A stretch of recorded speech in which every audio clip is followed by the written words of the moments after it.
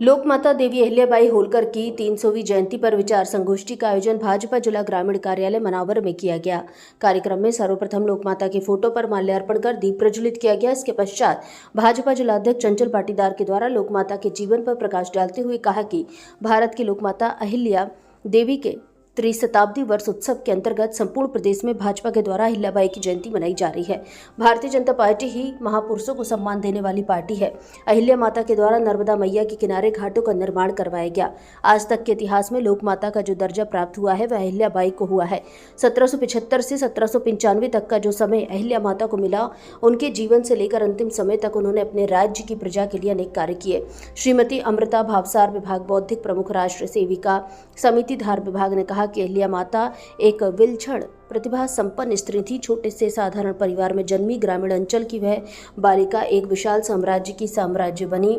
उनमें जितने गुण थे उतने एक साथ शायद ही किसी एक व्यक्ति में पाए जाते होंगे। उनका जीवन जितना संघर्ष में व दुखी रहा उतना ही बिरलों का रहा होगा। समस्त दुखों व देवी आपत्तियों को उन्होंने जगताधर प्रभु की इच्छा समझकर स्वीकार किया।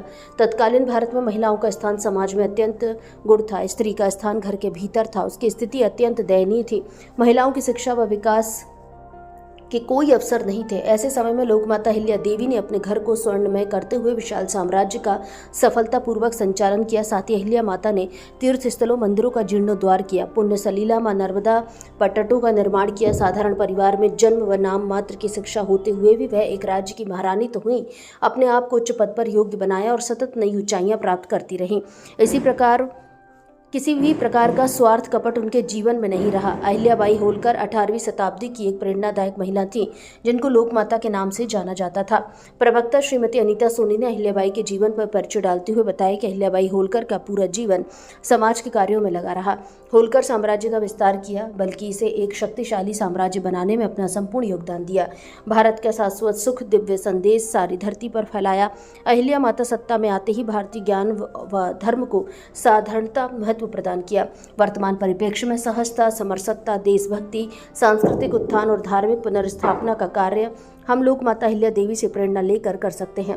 कार्यक्रम में मुख्य अतिथि श्रीमती अमृता भावसार, प्रवक्ता अनीता सोनी, जिलाध्यक्ष चंचल पाटीदार, नगर पालिका अध्यक्ष अजय पाटीदार, सह संयोजक श्रीमती सुनीता दुबे, मंडल अध्यक्ष मोनू पाटीदार, प्रकाश पांडे, भाजपा के वरिष्ठ रामेश्वर पाटीदार, शांतिलाल पाटीदार, कैलाश जी मुकाती, समस्त पत्रकार गण, महिला शक्ति भाजपा के कार्यकर्ता उपस्थित हुए। कार्यक्रम का संचालन सोनाली श्रीवास्तव ने किया। आभार कार्यक्रम संयोजक जिला उपाध्यक्ष राधेश्याम मुकाती ने माना। भारत संवाद से ब्यूरो चीफ महेश सौदिया की रिपोर्ट।